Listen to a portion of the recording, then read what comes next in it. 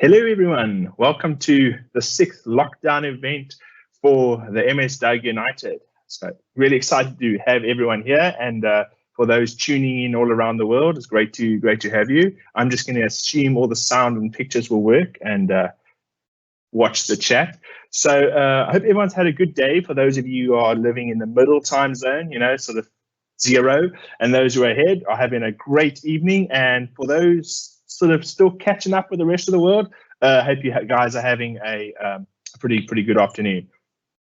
And for those of you right on the other side, it's probably some crazy time that's either morning or evening, depending on what's happening. So I hope everyone's had a good day.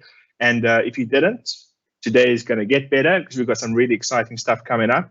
I better switch to the bit that can actually change the slides, because hitting that arrow key is not going to do any difference. Okay. All right. We got Jerome, Roma, and Gordon speaking about some really exciting stuff, but we'll get to that in a bit. I'm obviously right at the bottom there doing the stuff, you know me. And of course, in the background, we're going to have Lou, Dustin, Alan, and Pavendran sort of watching the chat, keeping up with you. So you have any questions at any time, pop them in there. If we can answer it during the talk, obviously it'll be answered. And if not, there'll be some time for questions afterwards. So definitely don't be shy. Put in those questions. I like answering questions myself, or at least typing it in. It makes me feel smart. So help me.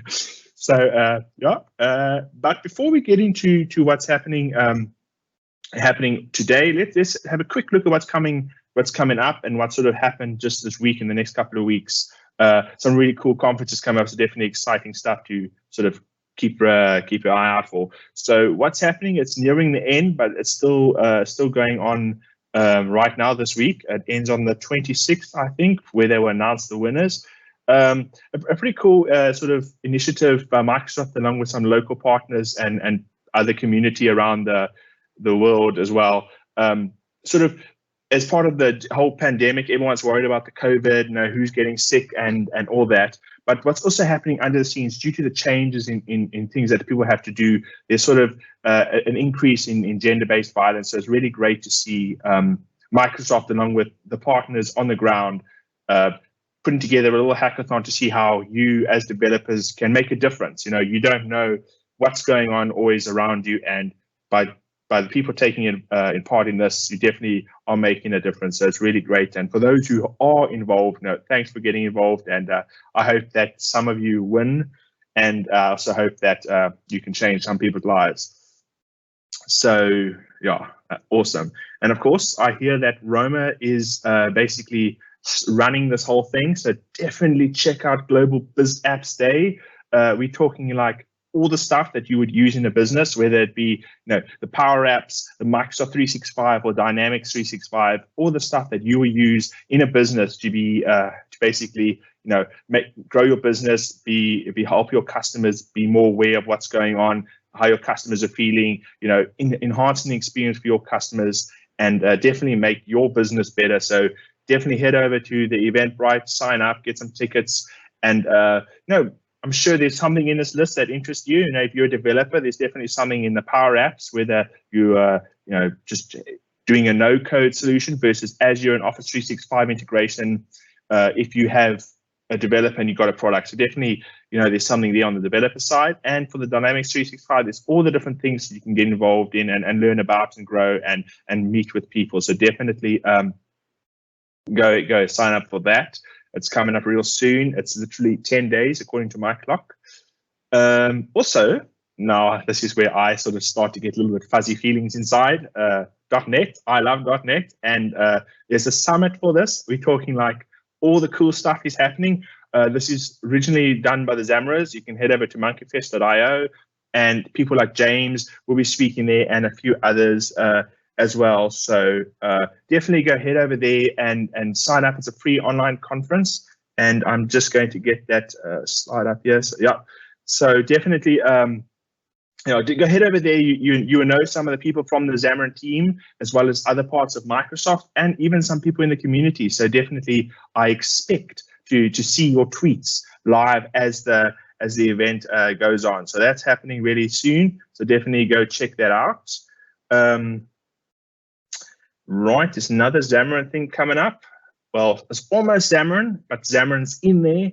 .NET Conf 2020, it's happening. It's November 10 to 12. That picture says 84 days. I do not believe it's 84 days, but .NET Conf, it's 19 days. It's really, really close. So I'll be excited to see some of you folks there online again. I'll be on the tweets. Head over to .NETconf.net.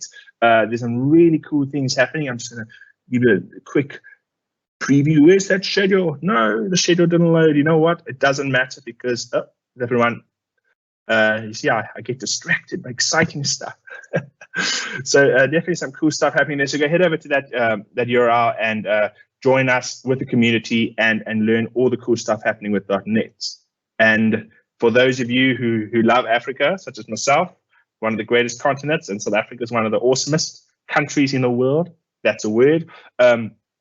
Microsoft is sort of hosting a Power Africa. That's really an exciting initiative to sort of help you as developers who are not writing, opening that Visual Studio and spending all that time. Definitely get involved and make apps be more productive and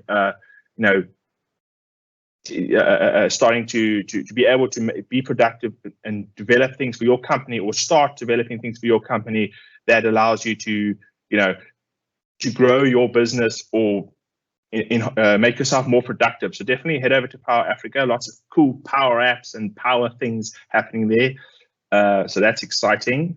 And of course, even more happy for me is that little Xamarin logo on his tie, that monkey looking really happy and smug because it's Monkey Fest. Some awesome speakers, some awesome content. I know, I'm looking at the thing, I just we're talking like stuff like getting started adding Signal R and how is the new Maui renderers, the new .NET 6 things, and obviously this is one talk, Skier, which is my favorite thing. So definitely head over there just to see Skier. But of course, you can get distracted of all the other cool stuff happening at the same time. Want to learn more about Xamarin Forms, Maui, the .NET 6, and how you can basically take your mobile app and make that a great experience for your users as well. So that is really exciting. And lastly, before we go into the talks today, but not least, the Microsoft 365 Developer Bootcamp. It's I'm assuming it's going to have to be a global event. No longer are we huddled together around a desk and or trying to make some cool apps. So it becomes some cool things here, Office, Teams, and the Microsoft Graph and stuff. So if you're interested in that, want to get started with that, or you just want to meet people in the same thing and grow and learn, and also share your knowledge with other people, definitely head over to that. That's happening the 21st of November. So I'm excited for that. All right. So what is happening tonight? We've got some 3 awesome speakers talking on quite a variety of topics. So there's a bit for everyone. We've got Jerome all the way from Canada talking about this Uno thing. It sounds sort of French. And that's probably because it's a great product and all great things have a foreign sounding name. So for those of you who don't know what Uno is, Jerome will be sharing that with you. But that's just a really cool way to write cross-platform mobile apps and desktop apps using an open source solution. So definitely check that out. And for those of you who want to make bots and stuff, Roma is going to be leading us on an exciting thing of starting the transition to Skynet. So I'm sure she's going to be leading us through that. And of course, to round off the evening, once you've got your bot, once you've got your app, there's the whole thing about, you've got the server out there somewhere, hack, a bad word, denial of service. And I'm sure Gordon's going to be sharing some exciting things about, protecting your app, using things like Cloudflare to ensure that your server stays available, unlike the Take-A-Lot stuff that happens every Black Friday where the services go down. So I'm sure there's going to be something that Take-A-Lot developers on this call will be able to see.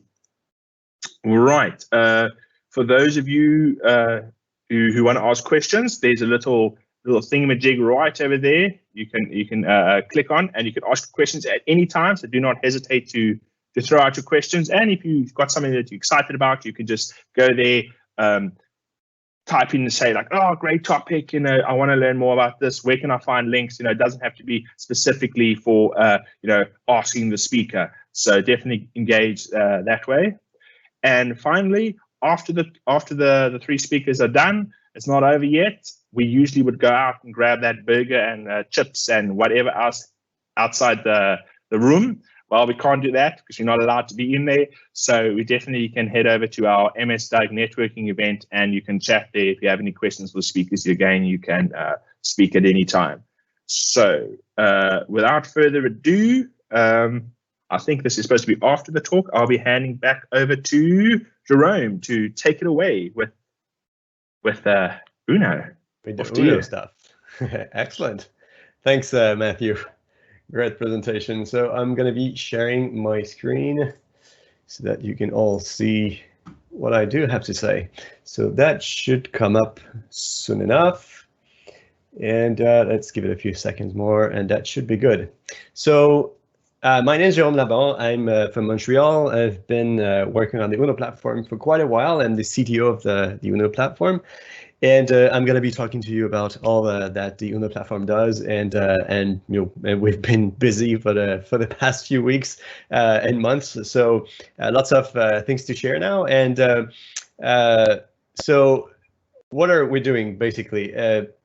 Uno platform is all about building XAML apps using C# for iOS, macOS, Android, WebAssembly, Linux, and Windows 7. So that's a lot, and that's a lot of platforms. And we've added recently the Linux and Windows 7, and there's been quite a buzz around that one. And I'm going to be showing you about that specifically. So we open sourced the Uno platform in May 2018. It's been quite a nice ride, and Uno has been actually there for a lot longer than that, around 7 years now.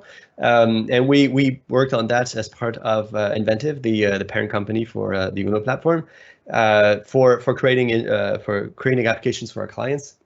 And we've published the Uno platform open source, free to use, using the Apache 2 license for anyone that wants to use it, and contribute and use and do all sort of amazing things with the Uno platform.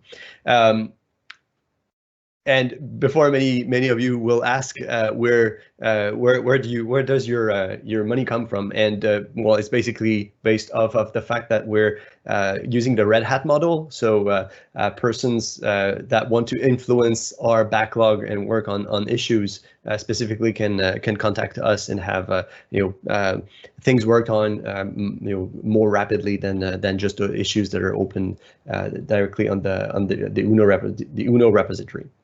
So how does that work? At high level, it looks like this. Basically, it's the WinUI or UWP XAML. So it's the flavor that Microsoft pushes for Windows development now.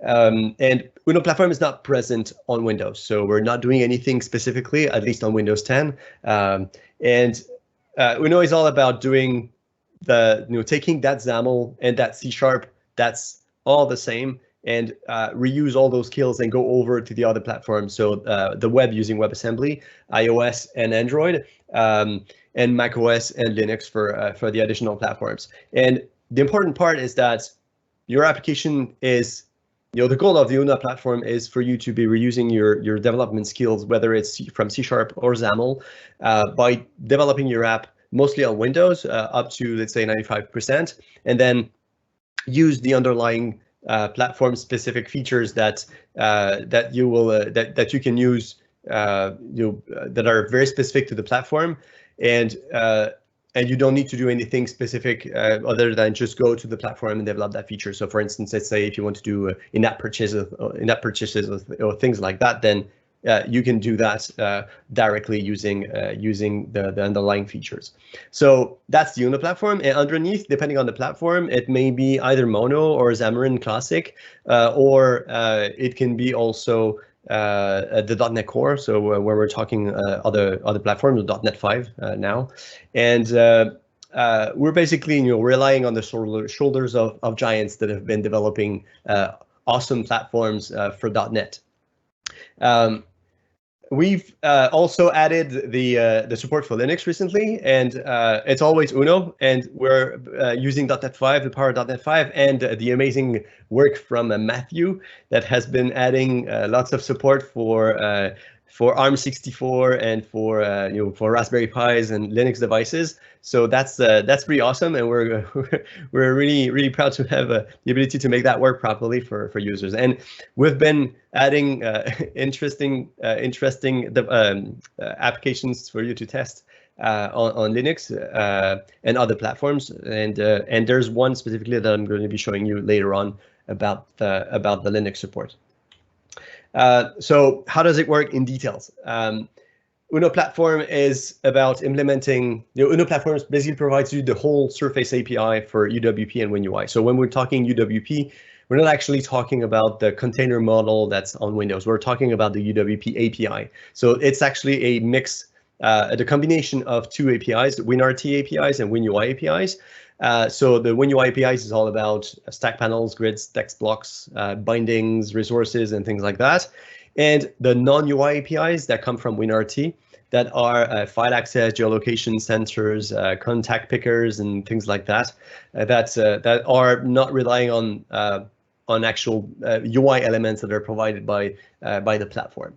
And what that means is, because the whole surface of the API, the UWP API, is present, any kind of code that can build on UWP on Windows can also build on top of Uno.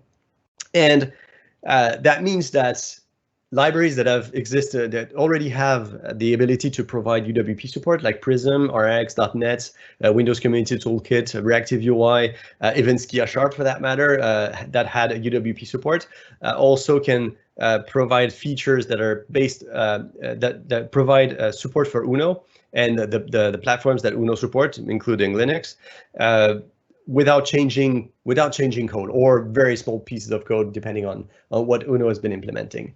So this is pretty amazing, and one good example of that is the fact that we have in the Windows Community Toolkit, there's the data grid control, which is a very old control that Microsoft has been working on for quite a while, which is it was actually developed during the Silverlight era. So it's a quite old control, but it works pretty well, and you can use it on the web using WebAssembly. So in terms of platform mapping, so when we say something, let's say when you're displaying something on the screen or using a platform-specific feature, that means that, let's say, when you want to display a text block in your XAML, and then what happens underneath to show that text block on the screen. Well, then on Apple devices, it is translated it is translated over to at runtime without you seeing. It's translated to UI labels or NS labels. On Android, text views. On the web, it's translated to DOM elements, so specifically DOM elements like HTML paragraph, the good old P tag. And on .NET 5, so when using Skia, it's basically just plain rendering of pixels on a specific canvas so that it works on all platforms. And the reason we're doing this and not rendering by the pixel on all platforms is that on many platforms, it's quite interesting to have access to the original native UI elements. And one of the biggest reasons is accessibility concerns. If you're developing an application for, let's say, a government, you will have regulatory constraints that will force you to have accessibility access, and that's a good thing. And having access to the platform APIs or using the native controls to do that makes it that it's quite easy to provide that kind of features for your applications to be accessible. Another part of that is, let's say I want to store a setting, for instance. You have a login box, and then you want to store your login login field somewhere so that the user doesn't have to repeat it again. You're going to be using a setting storage, and that API exists in UWP. And what we've done in Uno platform is actually implement that feature across platforms by using the native APIs underneath. And on iOS, it's going to be NS user defaults. On Android, shared preferences. And on WebAssembly, it's going to be using the IndexedDB. So you don't need to learn a new API per platforms, because in the case we've implemented it, you just need to know one API that comes from the WinUI, API or WinRT APIs, and just use that one directly. So that's quite powerful. So you don't have to fiddle around to determine, to do common things or even advanced things in some cases. You don't need to fiddle around. For .NET 5, we're using the .NET 5 APIs or whatever the platform just provides underneath.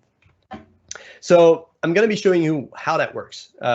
And for that, I created a sample application that provides just a basic set. And to get started with the Uno platform, you just need to go and install an extension that's provided as part of the marketplace for Visual Studio.net. And when you search for Uno, you're going to find a Uno platform solution templates add-in that you can install. And once added, that's new templates are going to appear inside of Visual Studio, and when you search for Uno, you're going to get two templates: one to create a cross-platform application, and the second one to create a cross-platform library. So if you want to create user controls and reuse them across your projects, that's one way to do that. So I'm not going to create that, and I just created that application. So what I'm going to do is say I have that application and it's basic default application, and I'm going to be running that application from Windows directly. So what happens is that I have my application here. I'm going to dock it to the side, and I'm going to be using the feature that is available from the Windows folks and the WinUI team, which is the XAML hot reload. So what I'm going to do is just click one element, and it will open me the live visual tree.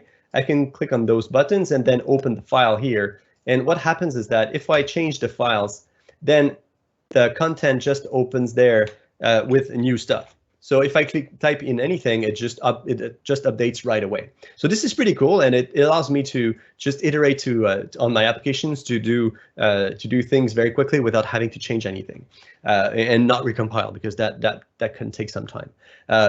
On UWP, it's quite fast, and that's one of the reasons we chose to develop and use the WinUI tooling, is that it's because it's very efficient. There's no need to fiddle around to make that work. So what we can do is, let's say, change that text block and add, let's say, for instance, a slider. And for that slider, I'm going to be sending it a name.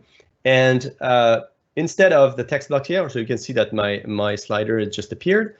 And I'm going to be changing the text that's up top here. And I'm going to be adding a binding to the value of that slider.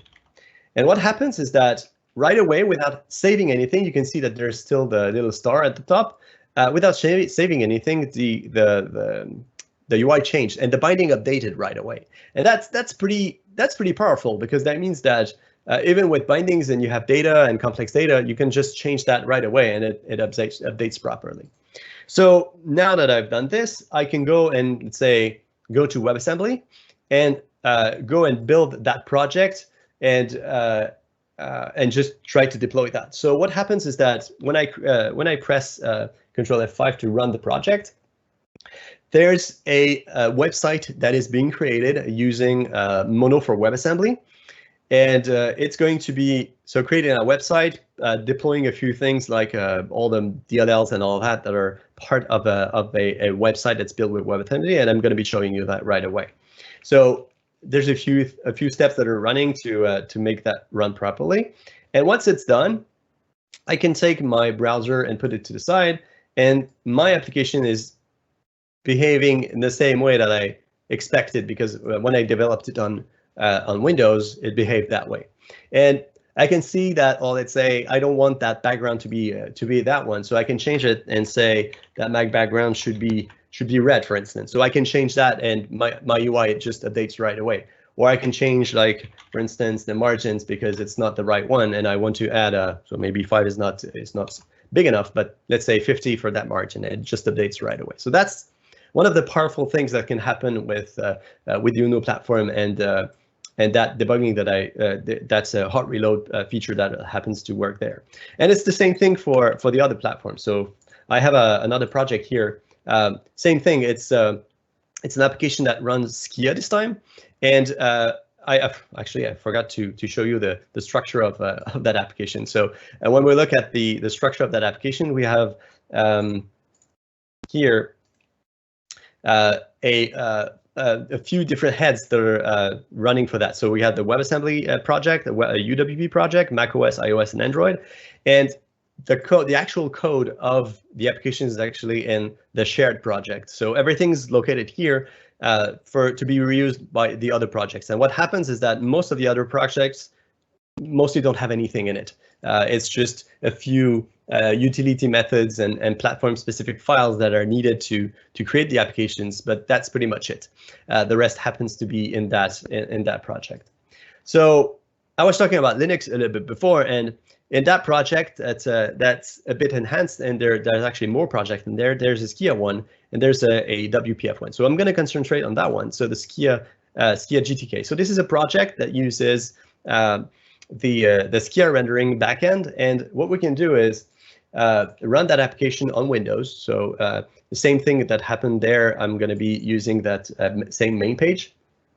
When I run my application, what happens is that it's going to be using .NET 5 or .NET Core 3.1, depending on what you're choosing, and the application is going to show up and it's going to be having the same feature set. So what happens there is that I can do the same thing with my Skia application and just edit that same code so that it updates right away and gives me the same feature set. So this is a Skia-based application, and the interesting thing is that Microsoft provided something that allows you to run that same Skia-based and GTK-based application on Linux this time. And when you install WSL, so it's the Windows Subsystem for Linux, an awesome feature that has been added by the Windows folks, well, you can take that application and make it run on your desktop as well. So you may not notice a big difference when I'm running the application. So what it does behind is actually deploy the application inside a WSL installation that is actually running under Linux. And to give you the sense that it actually is running inside of Linux, if you can take a look at the paths here, if it's not too small, you can see that it's actually using user shared.net shared Microsoft. So this is a Linux path that is actually running inside of my Ubuntu shell that's available here. So that's one of the very interesting things that is available here. So and the application is still running. So if I run it and let it go, this is actually a Linux application that is running inside of Windows. So and it's using a thing that is called the it's an X11 server that displays the content of my application running inside of the Linux Windows subsystem inside of Windows. So that's a bit of a few things to run around, but the interesting part is that you can run your Linux code on Windows to debug it, from Visual Studio without changing anything. And then once you're done, then your application is going to be running properly directly on your Linux machines, or let's say your Raspberry Pi, for instance. And for that matter, we've been working on an application for quite a while. You know that a long time ago, Microsoft open sourced the Windows calculator. And what we did is, because Uno is able to do all those things and port that code, what we did is take that code and port that over to Uno. So that is the Windows calculator running inside of the browser using WebAssembly. And this is the exact same applications that you could find on your Windows machine. It does currency conversions and all of that are available directly inside of your Windows, but this is running inside of your browser. So if you want to run that on macOS, on Linux, or any other platform, WebAssembly gives you that power to go over to the other platforms. But we didn't stop there. So we took that applications, we ported it over to WebAssembly, iOS, and Android. If you have an iOS and Android device, then you can go and install that on your iPad for that matter, because there's no calculator on the iPad, so you can use that application to do your computation very easily. But we ported that one over to Linux recently, and this is an Ubuntu machine that's running the Windows calculator directly natively on Linux. This is the Skia Sharp backend. and I run also on the Raspberry Pi, and you can install it using the Snap Store. So same application, same behavior. We didn't touch anything in between, so the application behaves the same way. So that's the kind of things that that are interesting with regards to using the Linux support in .NET 5. So this one is running .NET 5 RC1. Amazing work by the .NET guys to make that work properly.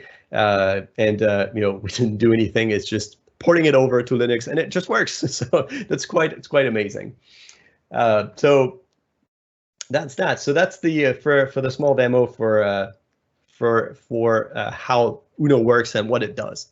Now back to what Uno does. So Uno is able to provide the XAML support, so you can use all the control templating and data templating. That's a quite powerful feature that is available from you know, that was introduced in WPF, and that works amazingly well. You have styling and theming, native control integration. That one is very important. If you want to use a native button or a native toggle button or toggle switch, that's the kind of thing that you can use, and you can switch per the control. So if you want to have a page that has, let's say, both a XAML button and a native button at the same time and the same page, that's something that you can use. We provide a way to just switch whenever you want and have whatever styling that you want based on the platform. So on iOS and Android, if you want to use the platform theming, you can do it in the same way. Another important part is everything that goes along with localization in images.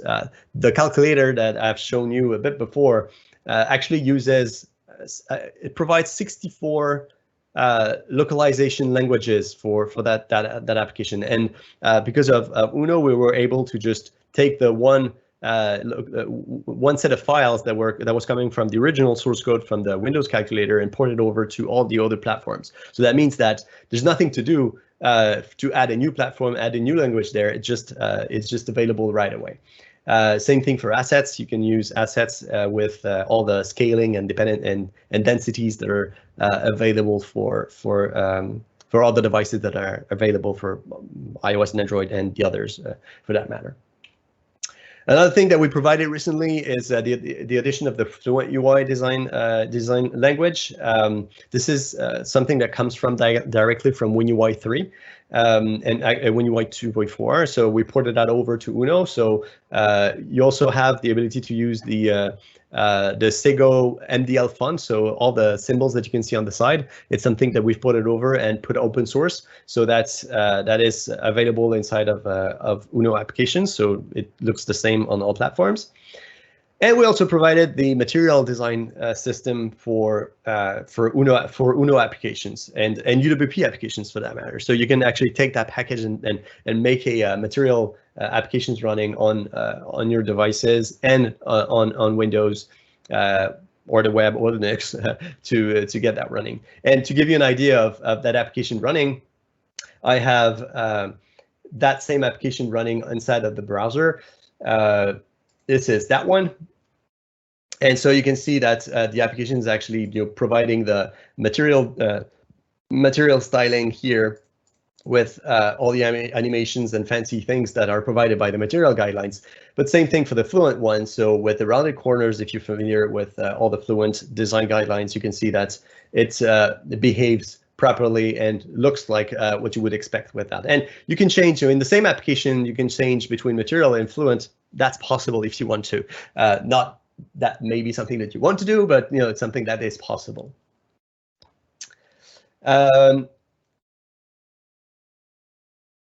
What next? So we've been developing applications for a very long time, and that's a sample of the applications that we've been doing that are consumer grade applications with demos and large applications and fancy images, animations, and things like that that are provided by the consulting services of the Inventive company that uses the Uno platform.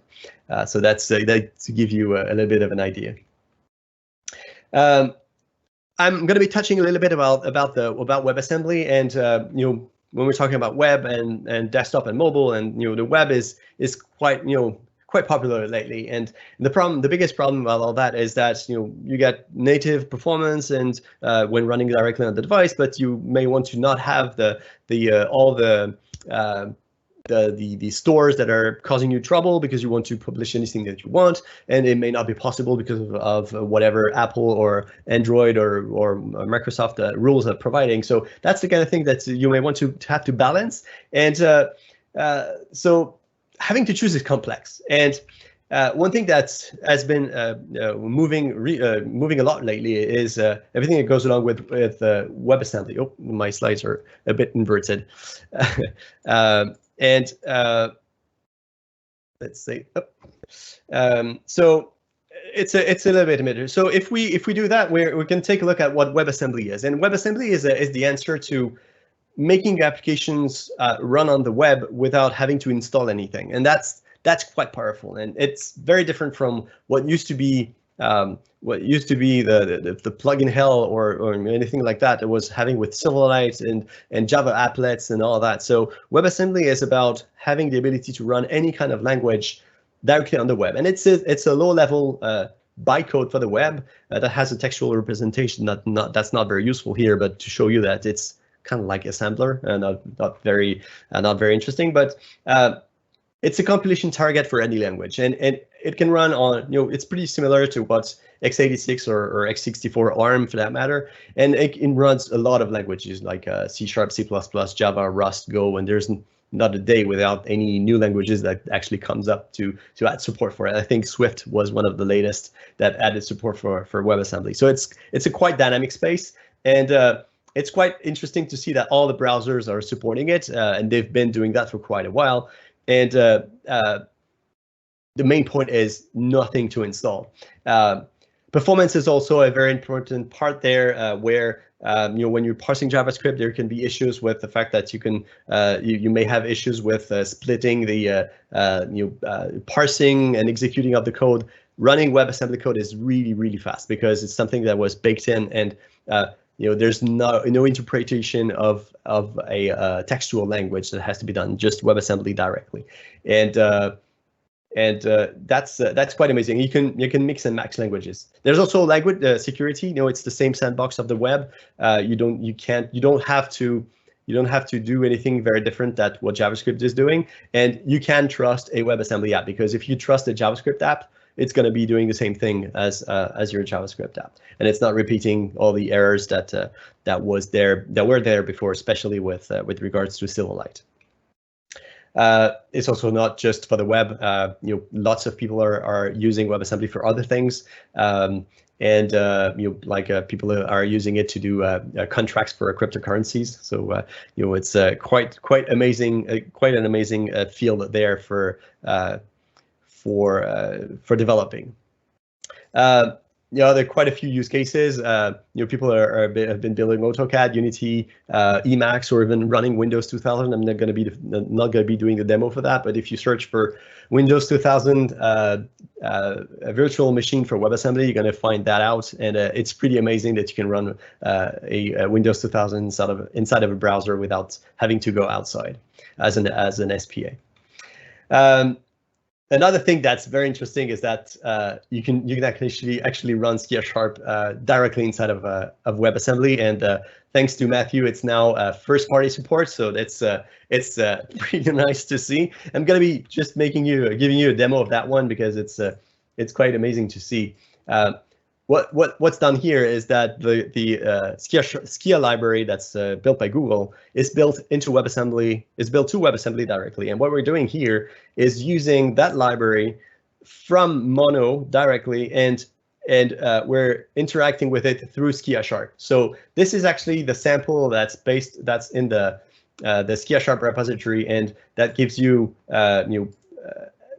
real-time manipulation of images. And to show you that I'm not just showing screenshots, I can actually resize that window, and you're going to see that the image is actually re-rendering properly and updating. So that's the kind of the power. So this is using just software rendering, and Matthew has been working hard to make that work with GPU rendering. So that sample is going to be updated soon to have GPU rendering, and it's going to be amazing.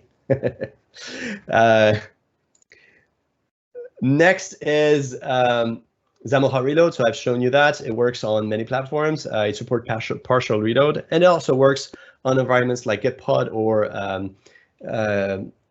the newest GitHub code spaces.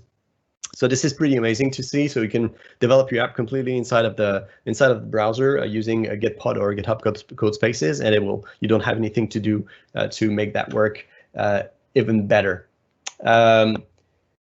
We also have another thing that's called the Xamarin Forms WebAssembly renderer, and that one is actually quite interesting. It allows for people that have a Xamarin Forms application to port out that application over to WebAssembly, and we're continuously adding features to that target so that people can actually take those applications that are running on mobile devices and add the target for the web without changing the core of their Xamarin Forms application. So if you have a specific scenario, just let us know for that to work on your applications if you have a Xamarin Forms application.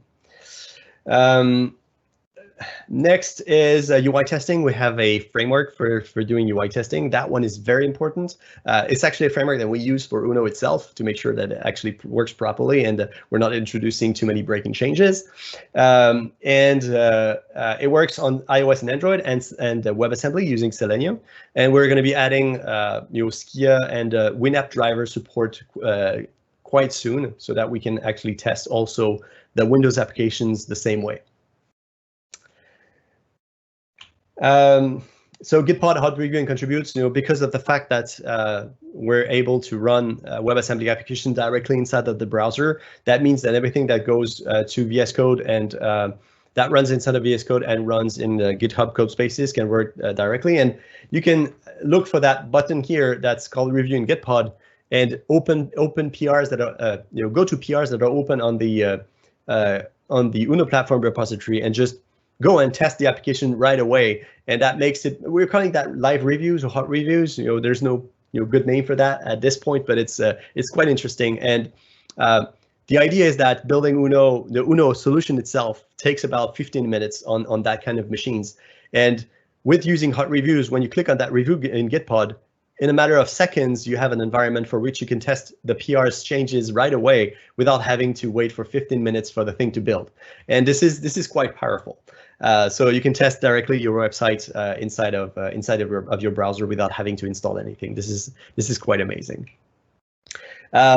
For the Uno platform features, we're still looking at updating to WinUI 3 updates and aligning controls and all of that. More supported controls like date pickers, time pickers, all the goodness that Microsoft is adding to WinUI 2.4 that will go over to WinUI 3 that we're going to be adding. More platforms integration. We have Tizen in the boxes. If you're developing an app for a fridge or a toaster or something like that is supported by the Tizen people, then you may be able to run your Uno application on that kind of devices. Or the calculator if you want to do calculation on your toaster, I don't know, maybe.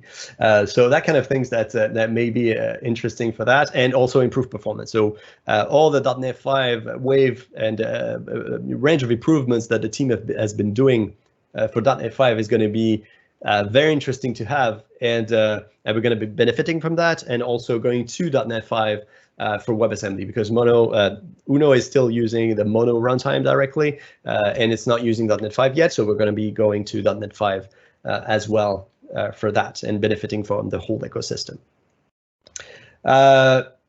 So before you can ask me 2 questions if there are any, I'm just going to be showing you just one last demo about all this. The first one is the Uno Playground. So the Uno Playground is something that you can go directly on the web, so playground.platform.uno. And it's an application that allows you to test directly what the Uno platform provides. So let's say if you want to test out features like that, so you have the XAML editor here, and you have the rendering that happens to go directly there. So you can change, let's say, the font size of that and go to 50, for instance, and then it updates the text right away. You can also change the data binding context. So if you want to add new lines here, you can just add new lines, and the content just updates right away as well. And you can test other features, like let's say if you want to to view what a navigation view looks like inside of a browser, you can test that as well. So with the settings button and the navigation, so you can test out those things directly inside of the browser and use the snippets that are available here. So that's about it. That's a lot of things about the Uno platform. If you want to go to the Uno platform and test that out, we have great getting started tutorials and documentation about all this. So if you want to discuss that with us, we're on Discord in the UWP community, or also in the .NET Evolution Discord. Same thing, you can go to the Uno platform site and join us there for discussing amazing things. And Matthew is present as well, so if you have questions for that, I think he's going to be happy to answer it. So that's it. Are there questions?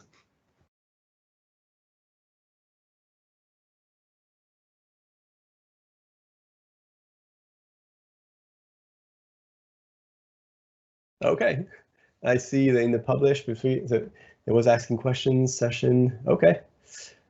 So there doesn't seem to be any questions. Maybe they're just blown away running Windows calculator on Linux on Windows. There you go. Yes, obviously using Ski Sharp. That's very awesome too for me. Yeah, Ski Sharp. Yeah, happy of course. Great, it's great contribution and work on that one. It's been very amazing to work with you, Matthew. No, it's thanks for doing a lot of the work. I just let you take the reins, and I'm sure all the people that are going to try it out are just going to be seeing. I enjoy the playground as well because you can get to try out some stuff. So, if you want to get started, definitely you can go check it out. Exactly. Uno is really cool. All right. Thank you very much. And thank you. I'm blown away. You are? It's just, that's amazing. I'm just very bad at UI dev, so I don't know.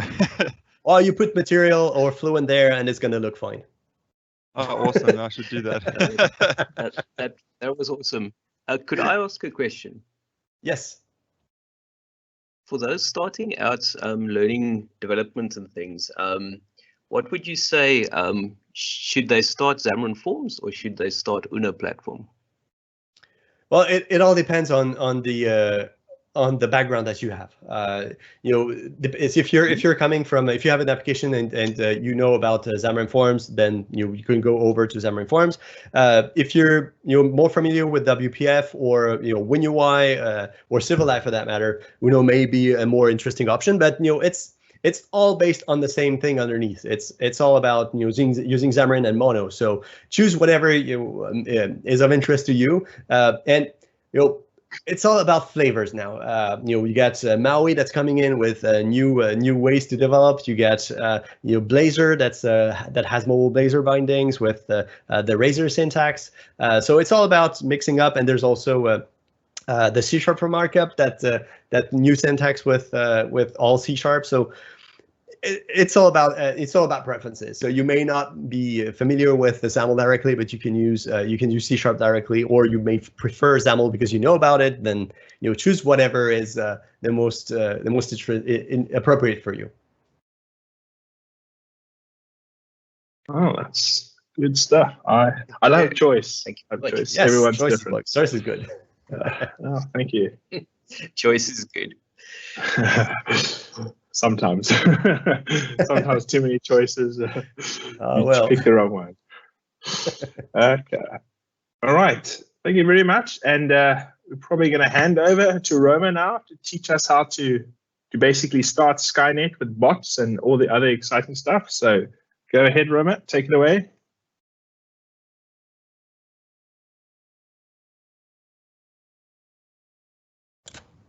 Oh, I think there's Hello, everyone. Yeah. So I'm on mute and started talking fancy enough. That was a start. Okay. Hello, everyone. I'm going to tell you about the intelligent virtual agents today, which is most familiar known also as like Power Virtual Agents, one of the Power Platform family. Before I begin, about me, I'm a Dynamics 365 and Power Platform consultant. I have been working for like 8 years now around Dynamics 365 and moving towards Power Platform, the new baby in the family. Most of my work nowadays involve transforming all the business needs into technical languages, but I am a .NET developer, hardcore. So mostly these days I mostly code on the Dynamics 365 side. My favorite part include breaking systems and applications. So I break the systems and I make sure, like what is the performance, how long it will work, what is the numbers and applications, mostly due to my work nature. And just for fun, and I analyze data. So I have taught myself Power BI on that side. And yes, I am the D365 Champs lead for South Africa. This community is most centered or started way back in India, but now we have leads from all over the world. And you can follow my hashtag, ThatTechieGirl. I'm available on Twitter and LinkedIn. So I'll share my postings later. Moving on to Power Virtual Agents. This is a bot. This is not a bot that you have to develop it from scratch. This is a kind of automate bot, which we all call it as a low-code, no-code platform. So a bot is already there, and the introduction to topics is there. So once I move to the demo section, I will have a hands-on. I'll show you what are the topics. These are nothing but the phrases so that the bot should start talking to or know that the conversation started with the end user. The bot is currently available for the demo purpose in my demo today for English, but yes, there are languages that were introduced when the Power Virtual Agents were first launched.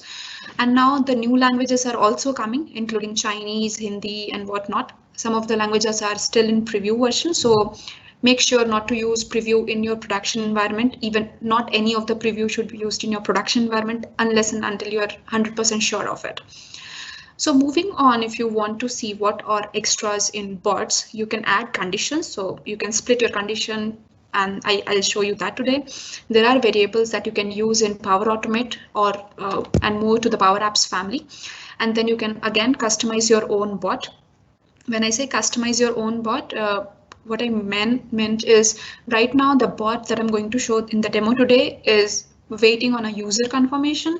But yes, if you want to customize it using Power Apps or some coding, you can have a automatic bot. So as soon as you go to a website or you launch the bot will start talking to you automatically, and then you have to respond to that bot.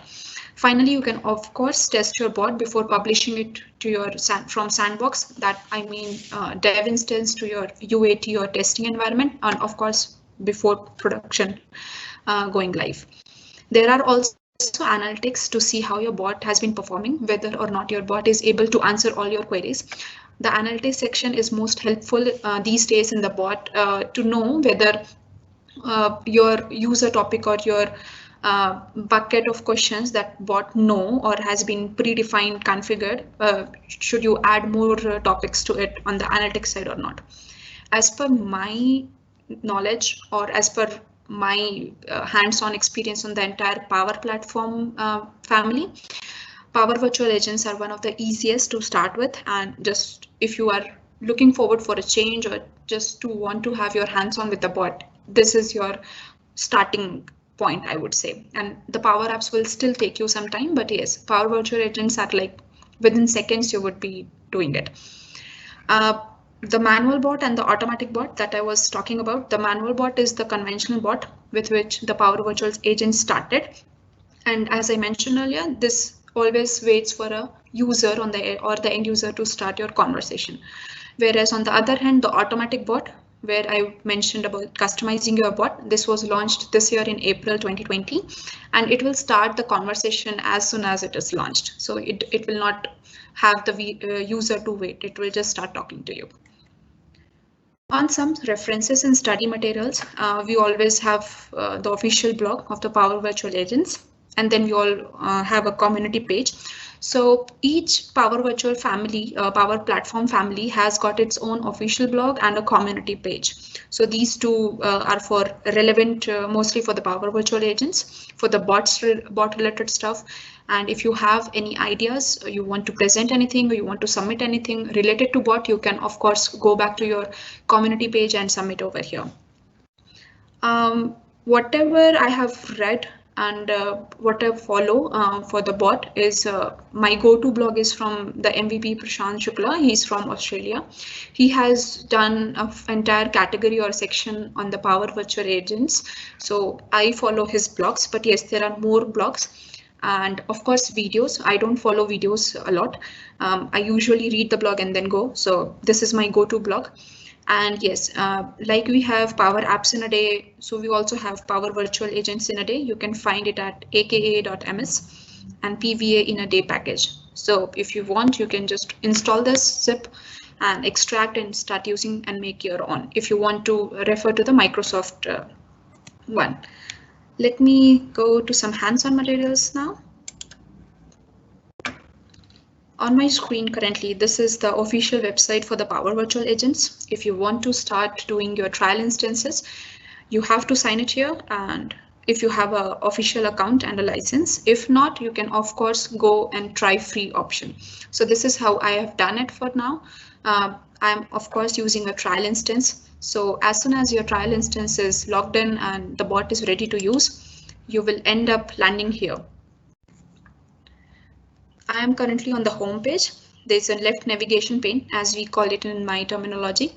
There are topics, entities, analytics publish on and manage on the left side of the bot. This is the test bot, so that you can test your bot or test your flow of the bot, and the reset button will help you retest it again and again.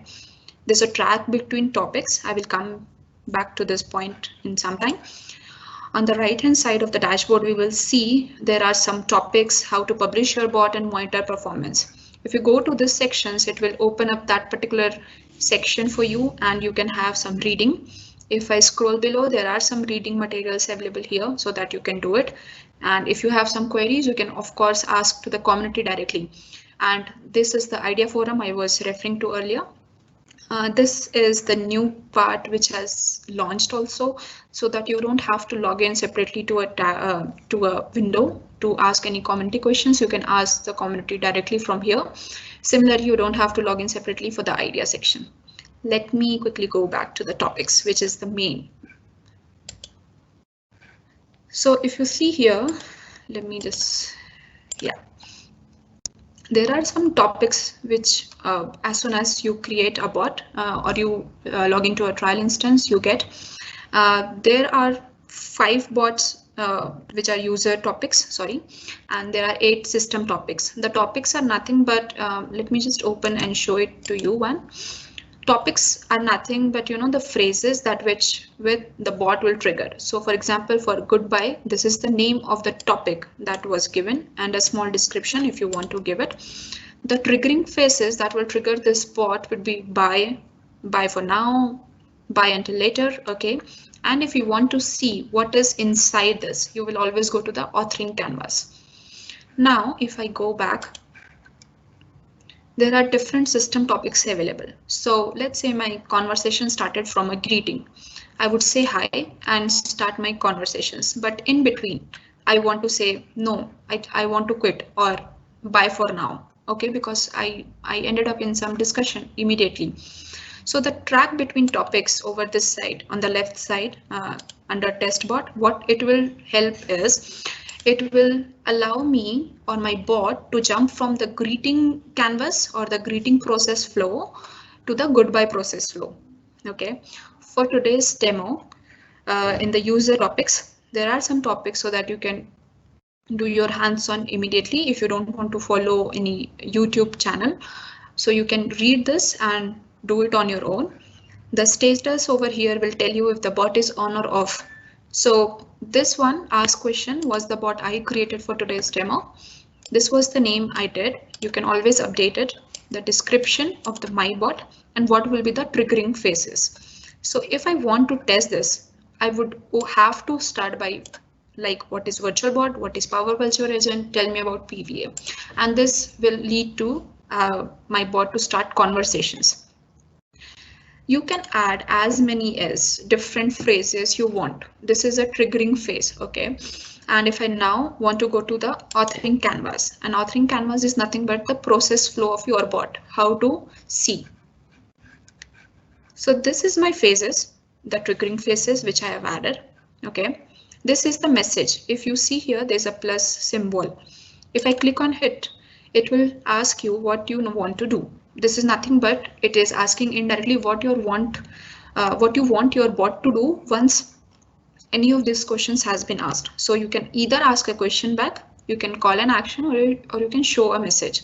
So I chose over here to show a message that here is the list of documents that has been presented. Over here in the message section, you can of course change the fonts, like make it bold and italic. You can have a bulleted list or a numbered list. You can always link it. So if you see in my message over here, this is a doc1. When I test my bot right now, I will show you this. And there is a section called insert variable. So if a variable which I have not used in this one, I would come below and tell you that. So the variable would store the value from the end user's response, and then you can use it later, maybe in Power Automate or Power Apps, to reuse, or maybe just to answer the speaker's question. For example, if you asked, if you wanted your bot to say, could you confirm me your name? Then you can use this variable to save the end user's name, and you can say, hi, Roma, if I entered it. Another message that is present over here is asking a question. Okay, so let me just do this in parallel and we'll see how this goes. So let's say, what is virtual bot?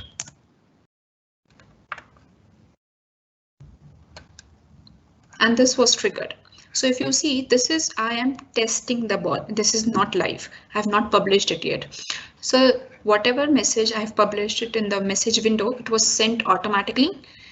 And then once the message was sent, I wanted the user to confirm. So I've asked a question now that does the document that I've provided above help you?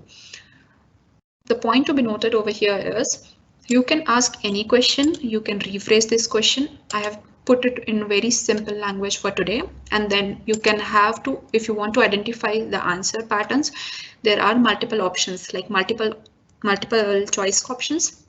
You can have the entire text or description.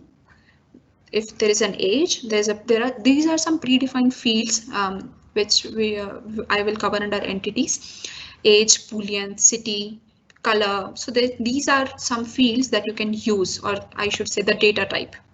I've been using mostly CRM words. So yeah, these are the data types of the field that you want to use. So I've used a multiple choice questions and I've added manually if it is a yes or no. And if you want to delete or change something, you can do it.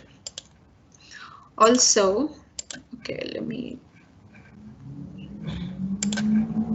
so if you see here, I've used a variable where it says user response. If I click on this variable, okay, I can rename this variable. If you have a naming convention in your company, that variable should be var.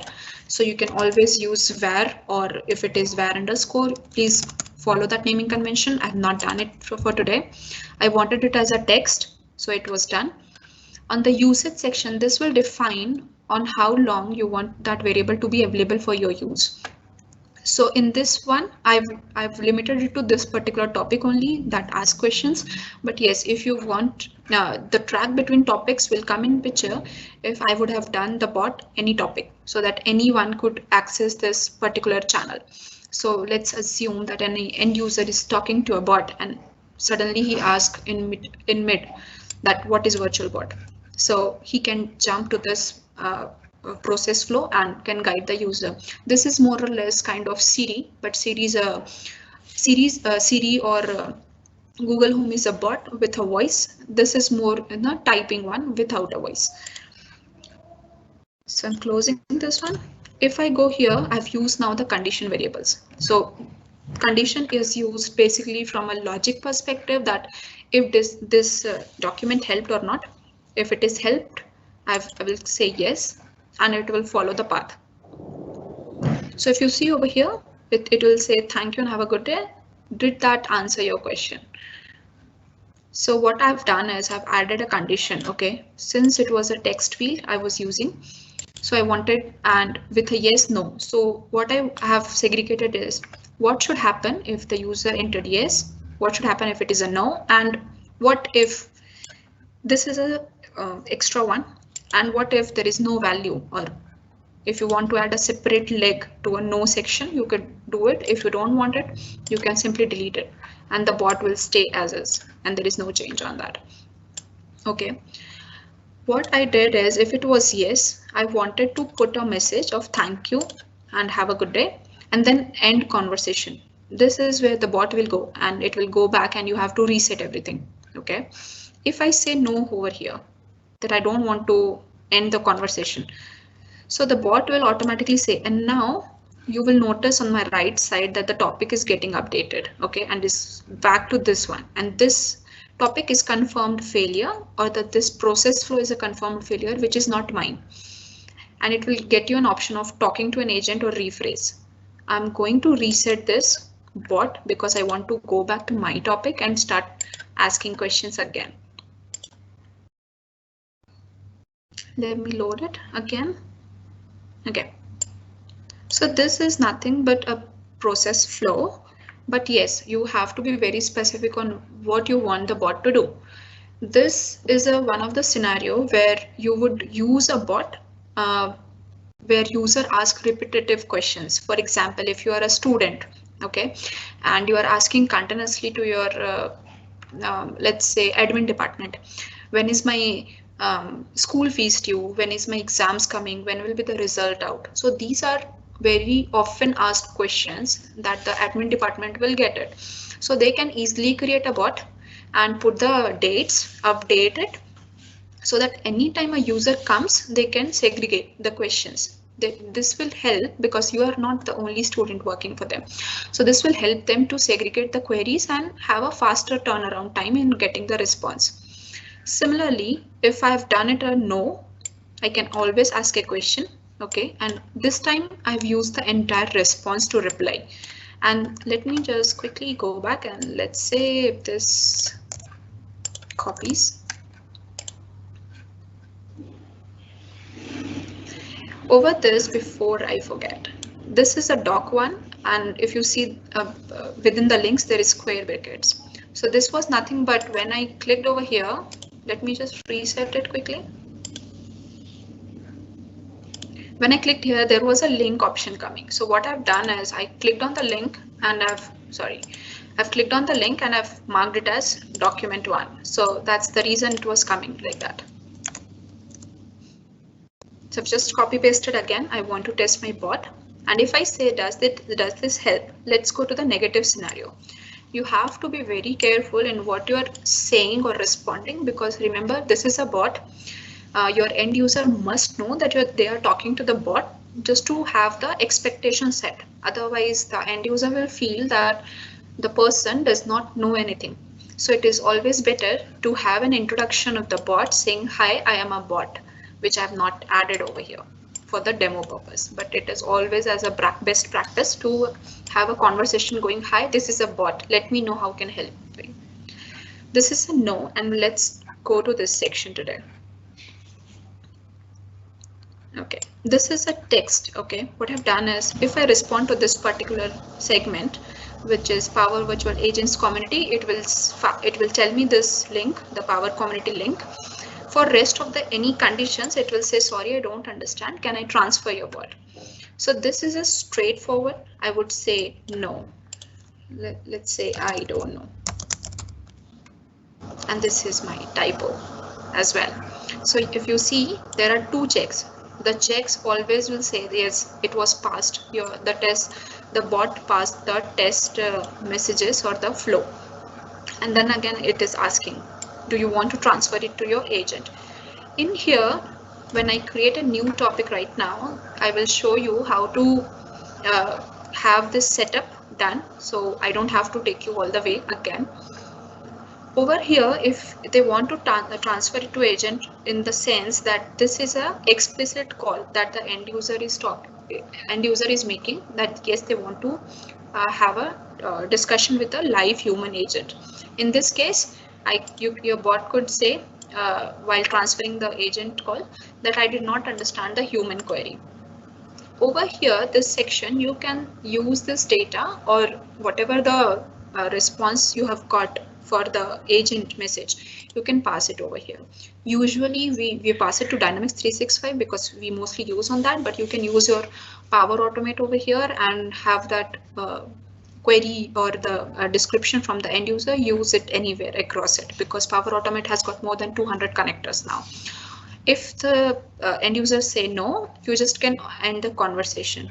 So let me go and create a new topic. Okay, I will say MLSTU.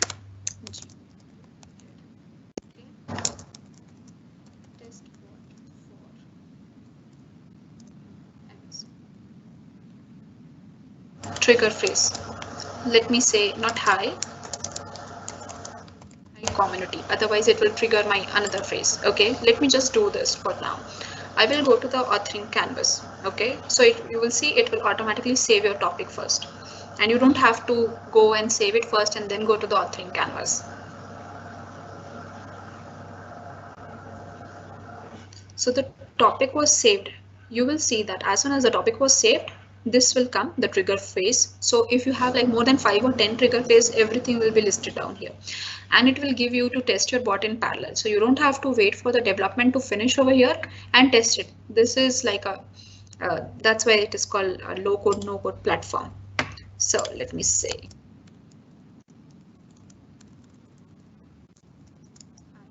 I am a bot. How can I help you? Okay, this is a message which I would suggest everyone to have a message first, because the human should know this is a bot. And over here you can have an ask to a question, so that you can ask a question to your end user, call an action, message. The show a message is this style which I've added over here. Go to another topic is you will have predefined topics configured in your system, right? So you can call that topic. This is like deviating from one process to another process in your. The end conversation is ending with a survey where it will have rate me out of 1 to 5 or transfer to an agent option. Let me ask a question. What is your name?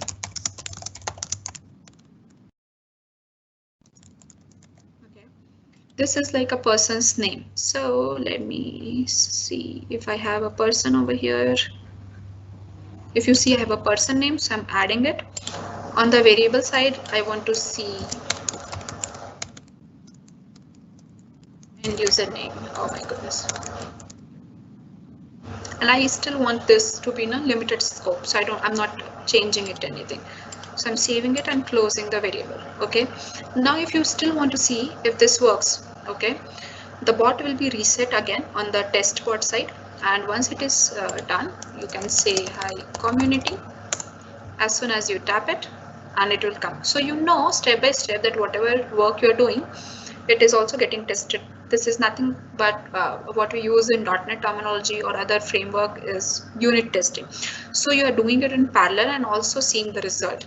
This will the visualization would again help you in adding any spaces or any grammatical errors or anything else. Over here, it's now the bot is now waiting for me to answer. So if I say Roma, okay, now the bot will not do anything because I'm not told anything. What I'm gonna do is show a message. So you want to now acknowledge that yes, I've got your name. So it will say hi, and you can now, if you see the variable is used, the variable is ready to use in your message. Hi Roma, how can I help you? Okay, and then you will still wait for a message.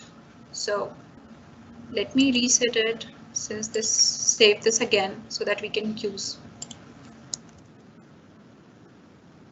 Oops.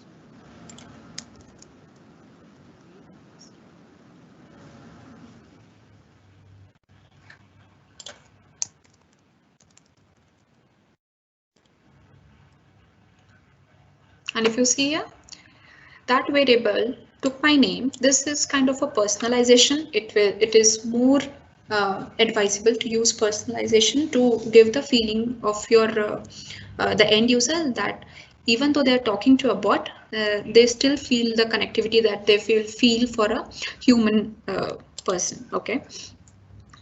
Now, I just want to show you before going, and yeah, and the you can make the process flow. This I just wanted to show how to do it from scratch.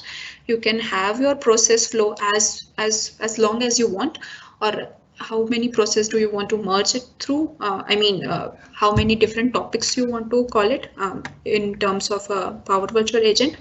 And if you want to have like a call to action, so if I click over here, it will show me the flow. The flow is nothing but Power Automate. So you can go create your own Power Automate, or either if your flow is already created, you will see the list over here. I have not created it because it is for me something on an advanced side. Moving on to the advanced sides of the bots, there are topic details mentioned. So it will take you back to this side if you want to change anything or add any triggering phrases. If I go back, there is something called topic checker. It will always guide you in terms of the warnings if there are any warning over here. So currently there are no warnings in my bot because this is done. I don't have to do it anything. Okay, and then let me reset it. If now in terms of the unit testing that we have been done in our .NET edges or my .NET edges, we always used to take screenshots that yes, the bot was tested successfully. In this case, you can always save that snapshot to take, or you can either do school terms, which I always do, take a screenshot completely for the entire screen and crop it, or otherwise do a snipping tool. But Virtual Agent has added another level that you can save your snapshot for the entire chat and you can use it for later purpose, or maybe you can use it in your technical documents just to mention that, you know, the bot is currently doing this and let me know where you want to modify or enhance the current process. So this was all about my bot, a test bot that we just created from scratch, and the canvas side of it. Let me just quickly show you the entities. Entities are nothing but what we call as tables in our language, .NET language. Sorry, I keep using .NET. So, yeah, I'm so used to it.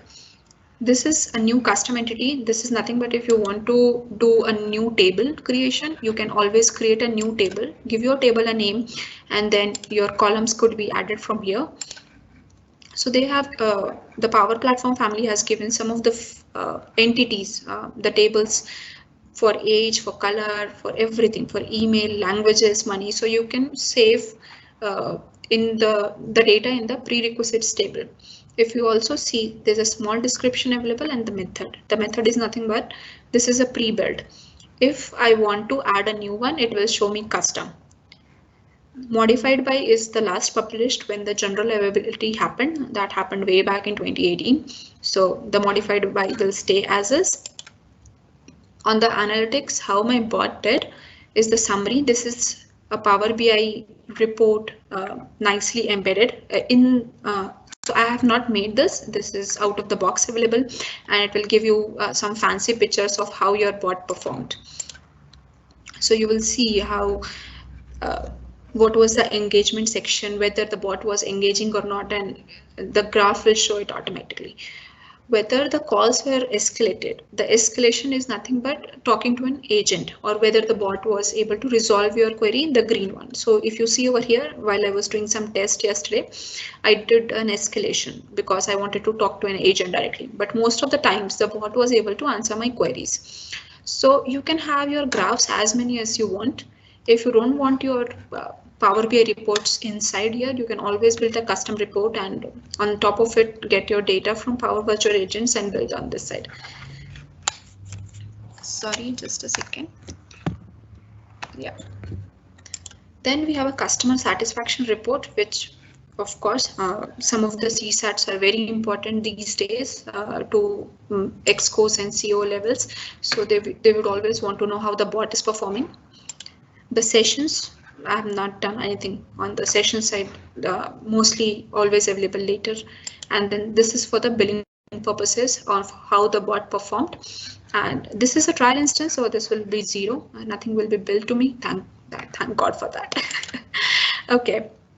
The publish section is most, whatever we have done till now is creating a bot or developing a bot and unit testing it. Now, if you want, the publish will come in picture if you want to move your bot from your dev environment to UAT environment or your test environment and finally to production. If you are someone like me doing a trial and plugin playing the bot, you can always use the demo website.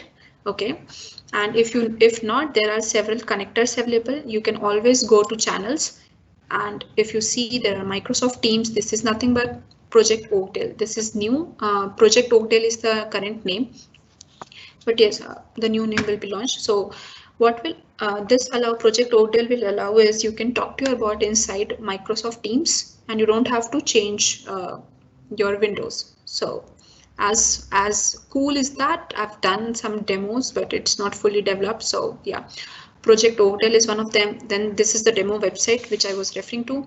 If you have your own website, so let's say you want to launch your bot in your company's website, in your school's website, or something internal to your company, okay, like the HR section and you are the employee, you can also do that if you want to publish it on a mobile app, and there are several connectors available. And the sections for the custom channels are increasing. You can have a custom channel using, I believe, Azure Cognitive Services. So you can add your custom channel as well. Let's go back to publish and publish my bot. I want to publish. So it will say my latest content has been published. If I click on the demo website, it will open a website for me, and it will always say, this is the start over phrases. As soon as I type hello, you would notice that this was not something that I created. This is now the bot is talking with different topics. So once you're done, talk to your bot, and you can always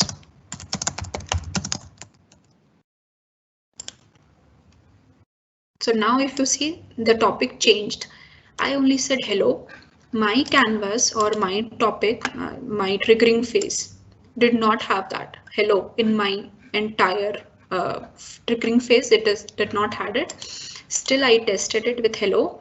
So it went to the hello phrase and sent me today the discussions or whatever it wanted to say. And then it said, I said, tell me about PVA, which was my triggering phase. And then it started showing us the list of documents. So this is now like running in here on the authoring canvas side, the flow I mentioned. So now this is here and waiting for an end user to allow me. So if it was yes, that answer your question. Now this is a survey because I ended over here with a survey. If it was yes, it will say thank you and have a good day, and the end the conversation. So I selected end the conversation with a survey. So it will ask me survey. And yeah, that's about it. Let me go back to my slide. So that was the hands-on. Thank you. You can reach out to me in LinkedIn, Twitter. That is my WordPress blog if there is any doubt or concerns, queries. And yeah, let me know. And we'll see you soon on the other side. So thank you. Thank you very much. That was really nice, and a great explanation. Also, it just shows how sort of easy it is to get started with creating a bot, and all those connectors. Once you've got the great bot, whether it's on a website, a mobile app, integration into Teams, which you say is still going, or even like if you're into the Slack, or if you've got a social media based one, it's Facebook. You basically can do this without writing code. So that's absolutely amazing, and I'm sure that some people need to use this in their apps to help, because I know sometimes it does help to when I want to have a quick question instead of me Googling. True.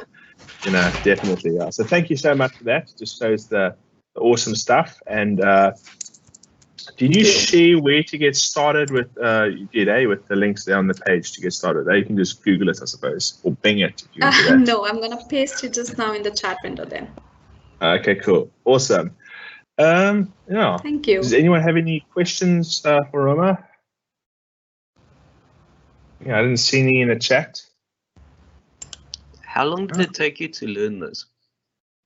Oh, learning is like a ever-going process, but yes, the Power Virtual Agent, the easiest in the family, it took me like 30 minutes, maximum 30 minutes to move from like overview to the advanced section. 30 minutes, literally 30 minutes. 30 minutes. Yeah. That's impressive. Yeah. It looks really powerful.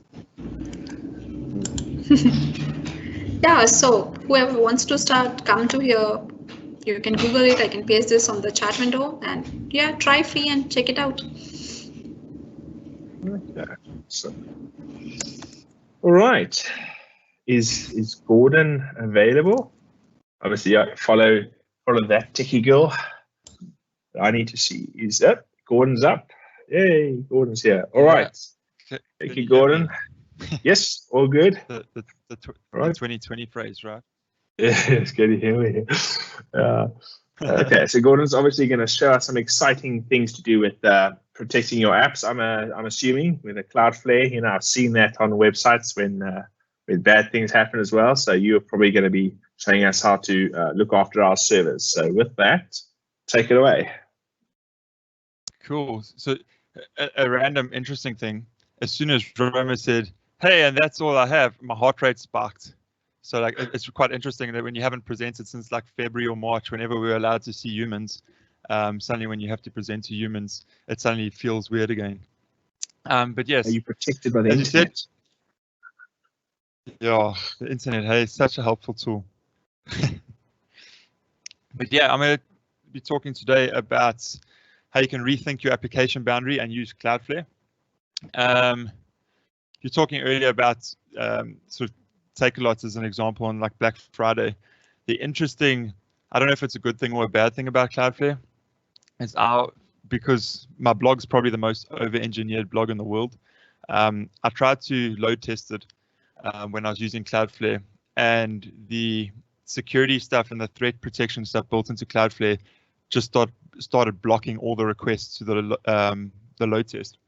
So my site ran like it should have, but I wasn't actually able to test the site properly because yeah, Cloudflare was being a bit too helpful there. So that is one of the interesting things. But yes, cool. I'll move on. So for those of you who don't know me, I'm a father and a husband, also a software developer, triathlete, and a Microsoft MVP, focusing in the sort of DevOps space. So the combination of those things, I get very little sleep. But today you guys don't really care about me. You're here to listen about Cloudflare and how great Cloudflare is. So if we sort of step it back a bit more and we look at sort of what traditional apps used to look like, probably a very long time ago for some people. Some people might be saying to themselves, hey, this is what my app currently looks like. It doesn't matter. In the end, everyone can move forward, I guess. So what that looks like, generally you would have had your website, so running as a web app, running as a virtual machine, running on your iPhone, wherever that might want to be. And then that would be talking to a SQL database. And that ran, I mean, I remember all of our apps ran like that, and it works fine. You then start getting this magical thing called the cloud, and the cloud being so much cheaper and everything when you don't own hardware, your life's amazing. So then what you get is you have your same website and you find yourself talking to a SQL database. It's just hosted on someone else's hardware. But then you find that you can also add on other things like maybe a NoSQL database or maybe unstructured data looking at table storage. So you start opening up how you would interact with sort of your data is generally how I found people start off their sort of cloud thinking. And then just because you're in the cloud and you have access to it, you start dropping in a whole bunch of cognitive services. You start using application insights to monitor how your app's performing, and you're sort of getting that gateway drug to how amazing the cloud can be. And then at some point you sort of realize that the solution you have is too clunky. We shouldn't have done a lift and shift all those years ago, and we should have started from scratch. So then you put on the sort of born in the cloud hat. And again, you might start off with a web app, but now you start looking at other things as well. So you potentially look at Kubernetes, you start looking at Azure functions and doing stuff with more stateless. So why have stuff running when nobody's using it? you start looking at your security a bit more tightly, because again, this is not running in your sort of closed off intranet. Things are running outside in the big scary world. So you look at using things like Azure Key Vault to store your secrets. You look at using Azure AD for access to those resources when they're out there in the cloud, and then manage identities for how those different resources talk to each other. So your web app could authenticate as a resource in Azure to your Key Vault, just by the fact that it exists and you use a managed identity that is tied to that, instead of storing credentials, which obviously somebody could access and then access that data via another means. Now, just having resources in Azure, you still need those things to be able to talk to each other. So you look at setting up your VNets properly. You want your customers to be able to access your site properly all around the globe, because everything needs to go global and it needs to be fast. So you start looking at CDNs. You start doing some fancy stuff with Azure Front Door. And again, your data now doesn't just look like some table storage, SQL, and Cosmos DB, but you start looking at all the lakes and all the other places where you can dump all the data that you probably don't need for your business, but you collect anyway. And then again, you would have that cognitive services and application insights helping you make that whole process understandable, because it's so disconnected. When we look at how we would sort of evaluate the different resources, you could see something similar to this. So you would write down what the service is, look at its costing. Is it expensive? Is it not expensive? That's also a value that would be determined by obviously the value that you would get out of it. So something costing 10,000 Rand for one person could be expensive. Something costing 100 Rand for another person could it be expensive. It all depends on how much value that component can actually give your business. So you end up drawing up a pros and cons list of the component itself. At this point, you've obviously done some sort of investigation. So you look at, is the skills that you need to use that resource existing already in the team? If it does exist, or even if it doesn't, is the skills required specialized, or is it a more general skill that you could be able to use that resource with? In most likely the bigger organizations, you then go through compliance. They need a sign off and making sure that everything looks okay, everything connects okay, that they're not going to lose any data, that they protected in any which way they need to be. And then you'd normally form some sort of a approved usage list. So that could be, we're allowed to use it for internal applications, we can't use it for customers, or maybe we can use it for customers and we can't use it for internal applications because maybe our data's more sort of sensitive, that we don't want that on those specific resources. And then it will get signed off or not signed off. If we return back to that born in the cloud slide, the reason I bring this all up is just from me playing around with a lot of things in Azure, the things that feel like they add little value, not saying that they do not add value, but the things that feel like they add little value is the CDN and the Azure Front Door. And that little value, as I'm talking, is the value for the cost of it. So an interesting fact is that if you end up using Azure Front Door, and this is the awesome things, people always say that Microsoft MVPs have to always be shouting Microsoft the whole time, but I think this whole presentation is the anti-Microsoft in some ways, but we'll just drop that. If you use Azure Front Door, you get charged for your bandwidth in and out of Azure, whereas if you're using something like just a web app, you only get charged for your egress data. So yeah, these two components can get very pricey very quickly. So with that, we'll introduce Cloudflare. And as I mentioned, the main thing that we're looking to replace here is the Azure Front Door. So with Azure Front Door, it's a combination of a whole bunch of different resources inside of Azure, one of those being CDN, and Cloudflare can do that for us. So why use Cloudflare? It allows you to cache your content on all the edge nodes, which will make your site go faster. So that could be your static assets like your images and your scripts, but you could also cache your dynamic assets there. You'd use less bandwidth. So although the actual data going down to your different customers would be the same amount. The amount leaving your origin server would be less. So if anyone's hosted, or I haven't hosted on a local ISP for a long time, but the bandwidth costs were extremely expensive before. And later I'll show you sort of how much of my data gets cached in Cloudflare versus what actually goes through to my origin server. And then because a lot of stuff gets cached on Cloudflare, again, depending on your application's design, you can run on a smaller machine. So like my blog, I mean, it's not a huge e-commerce website, but it runs on like a B2 VM. It hardly does any work. I think it runs a couple of other small sites in a similar way as well. But that small site, it's very cheap to run, and Cloudflare handles all the load for me.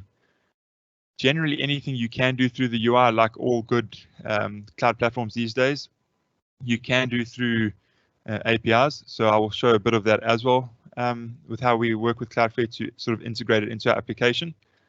And then you obfuscate, well, you can obfuscate the host servers as well. So one of the things, or one of the ways that people are able to attack your server is they find out where your machine is, and then they look for maybe open RDP ports, open SQL ports, a whole bunch of stuff that you shouldn't do anyway. But knowing where your server is, is the first stage of them gaining access to that data. And I'll show you how Cloudflare sort of protects you from that side of things. So with you doing no code changes, you'd be able to get that sort of obfuscated host server end-to-end encryption. So your website, this was more of a sort of a selling point before the days of all the free search that, providers that you could do. But the idea is that your site would be living somewhere, and you don't need that to be an unencrypted connection that's behind Cloudflare. They provide you with a origin cert that obviously their servers trust, but anyone else going directly against your server wouldn't trust because it is a self-signed cert.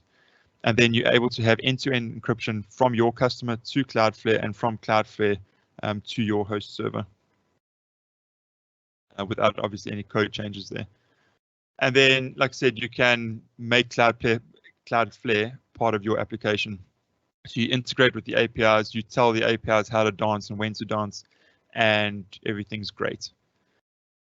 With that, we're going to roll the demo, and we're going to look at how we can save all those dollar monies in Cloudflare. And hopefully this part works, because this is the part that's potentially the most interesting. If the other part was the most interesting part, then it would suck. But anyway, let's take it away. So we're going to start off, and I'm just going to show you what the sort of demo app looks like.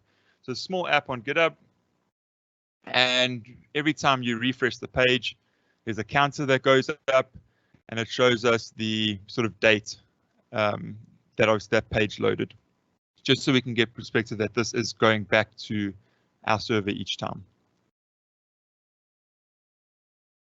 We're going to open then Visual Studio quickly, just show what that looks like. So you can see there we're dropping the date on, we're dropping a times variable, and in the C# we're storing that times variable. So nothing fancy. On the sort of page load there, we incremented.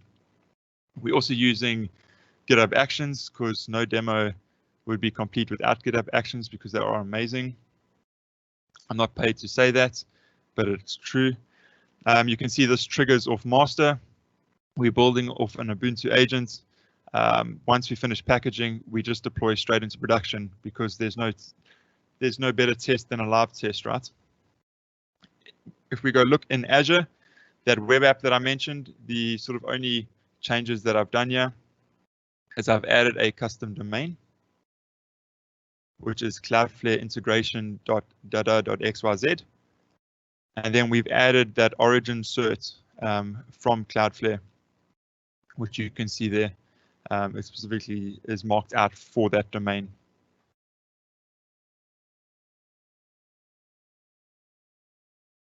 And then if we hop over to and we look at the DNS, we can see that the DNS for that app, like I mentioned, was Cloudflare integration. And you can see there that Cloudflare integration goes to our demo site, which is living on Azure, and we are currently proxied through Cloudflare for that. So we're just going to grab that domain quickly, and we head over into the console. And we're going to start off with jumping around the world a bit. So we go ahead and ping that server. You can see we get an IP address there, which starts off 172.64. We're then going to go ahead and ping the Azure Websites .NET address, which you can see there by the domain bit on the left is sitting in Joburg, and that's at 102.133.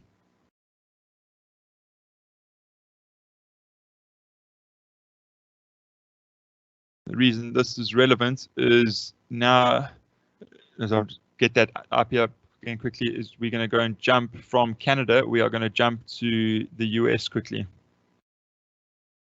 to show you how the location now of our site is effectively changed. And that's just because now we're hitting a different Cloudflare edge node. So now you can see if we do a ping, we're hitting 104.31. So back in Cloudflare again, we're going to go and change the proxy status. And this is more just to illustrate how that's working. So if we have something set to DNS only, it'll do exactly that. It'll be a DNS provider for us. Anyone doing a DNS lookup, it'll say this exists at that IP address. So again, we'll go and ping this. You can see we get a very similar response now to when we ping the Azure Websites.net domain directly. And when we switch to the United States and we do a ping, we get the same address. And again, that's just because we are doing DNS only. In this way, we're not really using much of what Cloudflare has to offer besides it just being a DNS server for us. And this demo relies around how cool Cloudflare is, so we'll switch that back to proxy very quickly. Before we dive into that, I want to show some of the sort of analytics that we can get from Cloudflare. So this is my blog. And if we switch over to the analytics tab, you can see there that the total amount of requests and total amount of cache requests is very close. So there's 4.2 million requests in the last month, and only 315,000 of those actually went through to my server. The rest of them were cached by Cloudflare. And for the bandwidth of that, 150 gigs in total, and only 8.5 gigs actually went through to my server. I mentioned sort of the threat stuff earlier. This here is showing us just where the traffic itself is coming from. So something similar to what you would get with Google Analytics. If we go over to security, we will see the threats. So even a small site like that, if Cloudflare detects that a request feels like it could be a malicious actor, they give a response back, a challenge response, which would obviously stop at least most malicious bots. And then we get to see sort of the, as it's also part of security with SSL, how many people are coming on the sort of the different TSL levels.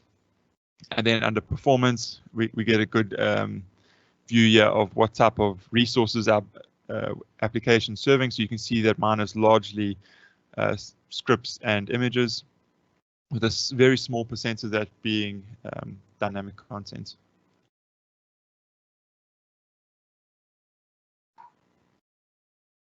Okay, so now, again, we're just going to run that up just to see that it is still jumping up and nothing strange has happened or I did any magic in the background.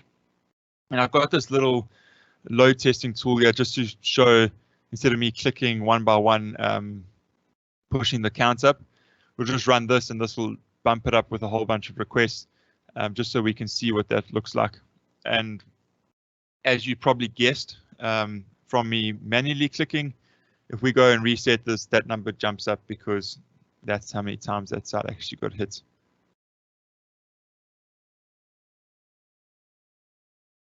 So now we're going to jump back into Cloudflare. And we're going to go and add a page rule for our domain.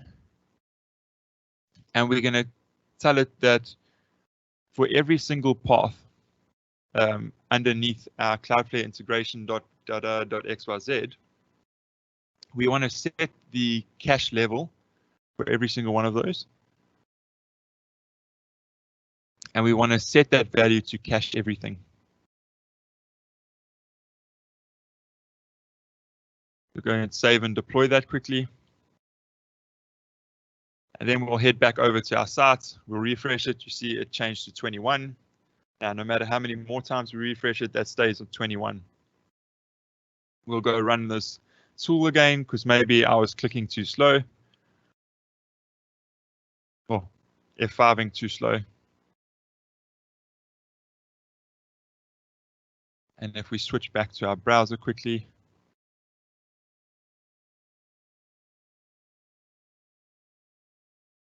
we can see that there is no change at all. But just in case you think this is only cached on the client side, we'll disable the cache, preserve the logs, just so you can see I am refreshing a couple of times. And you can see, for those of you that know the dev tools, when we disable the cache, that's invalidating anything locally. We're going back to the server for that response. But as you can see, we've been served the same content back.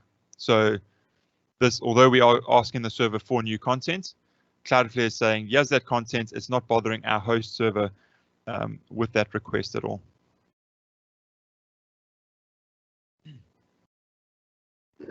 Okay, so the problem with that is if you go and change what your homepage looks like, you need your customers to see it because it's the whole point of it being a dynamic site.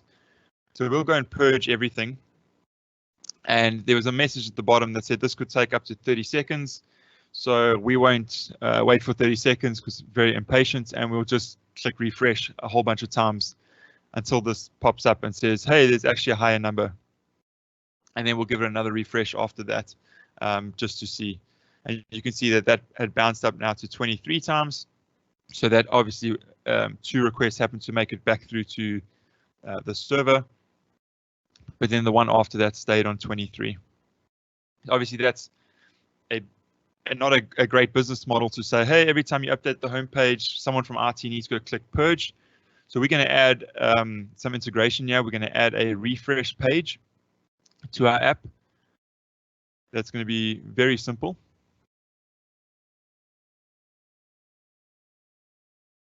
If we take a look at that code, you can see we're basically just doing a REST call to Cloudflare.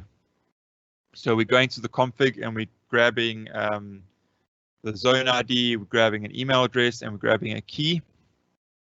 And we're using all that information for our REST call against our data zone in Cloudflare.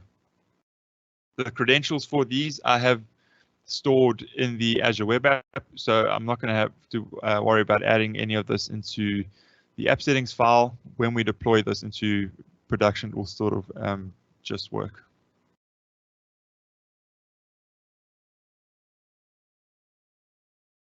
Then on our index page, because we need a way to get to that, we're going to add a little hyperlink called Real Refresh, which is going to be better than the browser's refresh.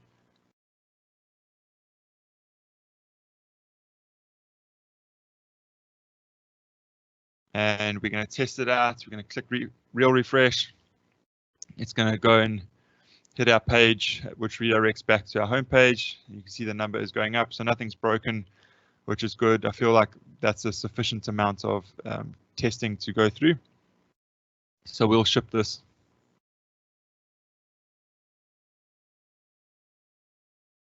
So we'll go add a very super useful Git message. It's just putting dots and emojis. That stuff we reserve for when you've tried something for the 5th time and it's still not working the way you'd like it to work.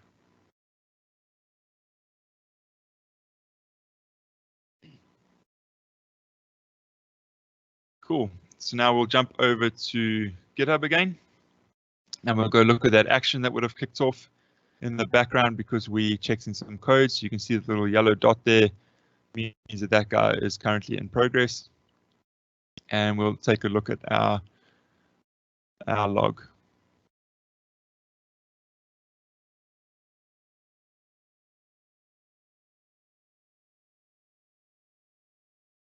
Cool, so that's done. Go over back to our app and we'll refresh. You see we've got a real refresh button there now. And we can start smashing that button. And every time we hit the button, we get a new count, a new date, because that's going back to the server and getting that information for us. Again, if we do the check on the dev tools, every time we refresh, normally the count stayed at 4, but then we hit real refresh and the count bounced up to 5. And because we used this load test app earlier, we'll go hit it again. This time we'll just hit it with a little bit more traffic, because why not? Not much traffic, because I'm still in South Africa and sending requests all the way through to, I think I'm in United States at the moment, and then back to South Africa. It just takes a bit of time. So we'll do a little light test. You can see if we go ahead and refresh that, that count stays on 5. So although all of those requests succeeded, none of them actually went through to our origin server anymore. Otherwise, that count would be different.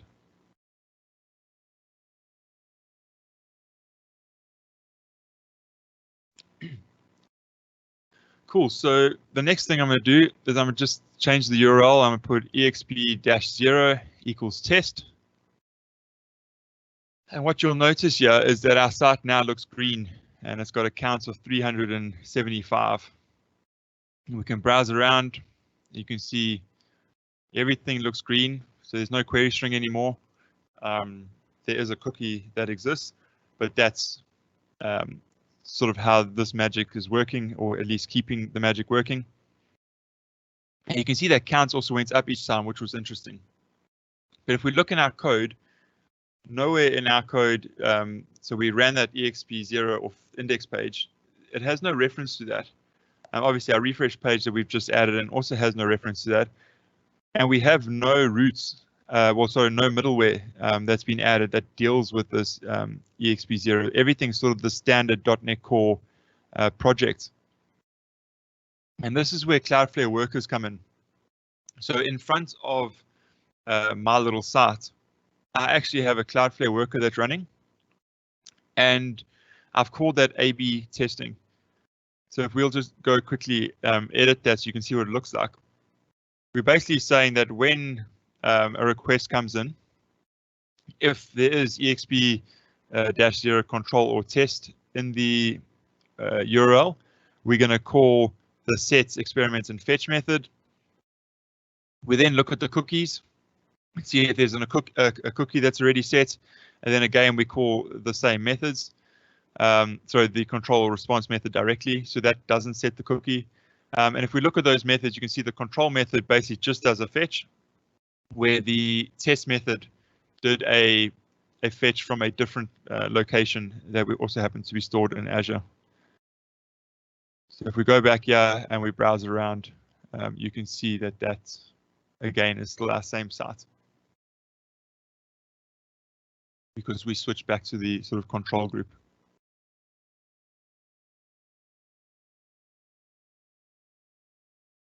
Cool. So next, I'm just going to show you some of the sort of other workers that I have. So for my blog and some of the other sites, I have this one worker called standard headers, and that basically just applies some security headers to my blog and to the other sites. So the nice thing about this is I can separate this concern from my actual application. If I need to change those headers, I can go into my worker, change what the headers do, test it inside their little playground, and then I can deploy that. I don't have to redeploy my application. Everything works great. So if you look at this other little worker here at the bottom, it's a very small one. It's for my wife's domain of 3tiers.xyz. And if we edit that, all that does is part of its handle request is does a permanent redirect to her Facebook page. So she doesn't have a website at the moment, but she does have a Facebook page. So if we go and run 3tiers.xyz. That worker is now run and does a redirect for us to her page, which is pretty neat.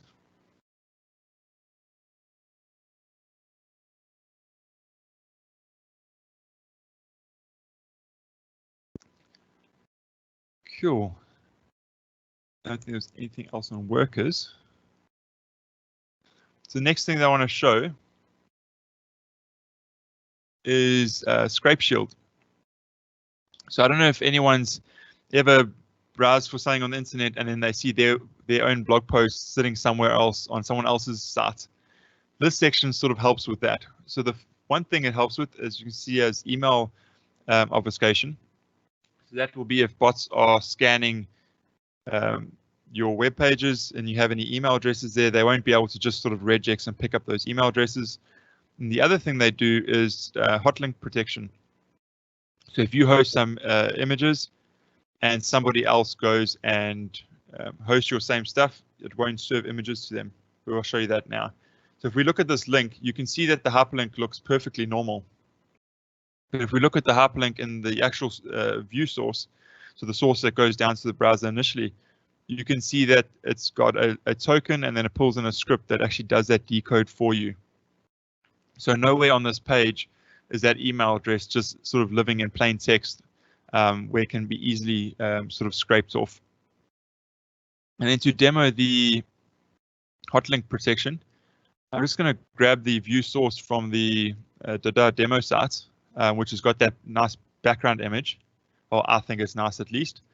We're just going to fire up live server quickly just so you can see how that works.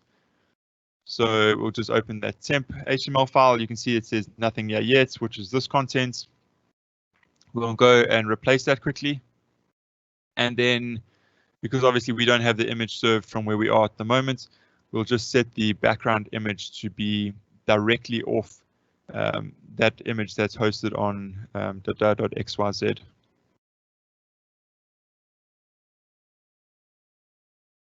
Cool. So you see live server refreshed that automatically.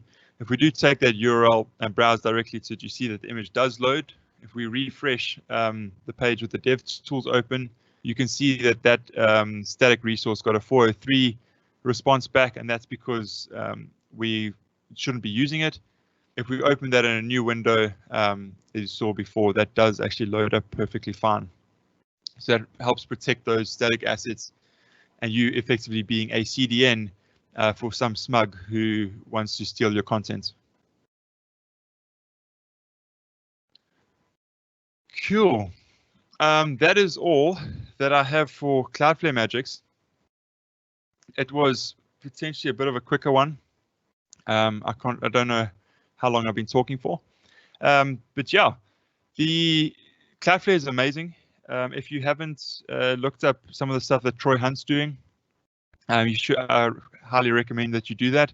So for the Have I Been Pwned websites, they do some awesome things with the different sizes of the requests. So for security, they basically said that when you do a request, you'd normally be able to see the size of the packets that are coming back to the client.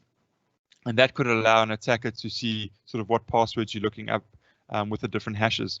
So as part of a Cloudflare worker, they add extra padding to the end of the file so that it's sort of always dynamic in the size that you can receive, which just adds a little bit more obscurity, which makes it a bit harder for sort of someone who's listening in on your traffic to know what's going on there. So definitely give that a look. As of almost, I think it's 23 minutes ago, I sent out a tweet while talking to you guys, multitasking all the way, where I posted a link to this presentation that's on YouTube of me talking about it, not now, but differently now. And yeah, if you want to get in touch, I'm on Twitter at Gordon Beaming. LinkedIn's not really a get in touch kind of a place, but feel free, Gordon-Beaming on LinkedIn, and then my sort of portfolio / profile site is beaming.dev, which sort of links to everywhere else where I am on the internet. Yeah, and that's me. Is there any questions? There was one that was, does Cloudflare say whatever it gets pushed to GitHub into the cloud, or doesn't it work that way? I think they're referring to the source, but I think that's not how it works. It works on basically your hosted web application, right?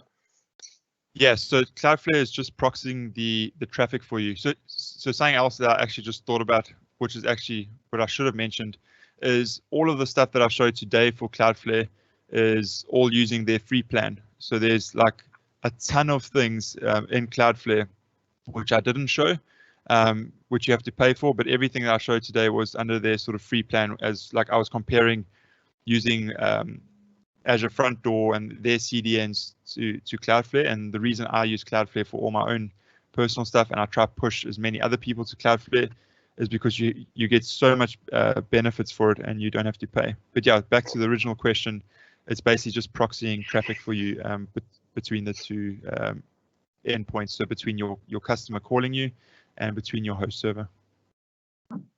Oh, no, thank you very much. It was pretty surprising for me, even though I know Cloudflare did extra things. I always just assumed it with like a CDN and maybe some sort of, a denial of service sort of prevention, because they can track it.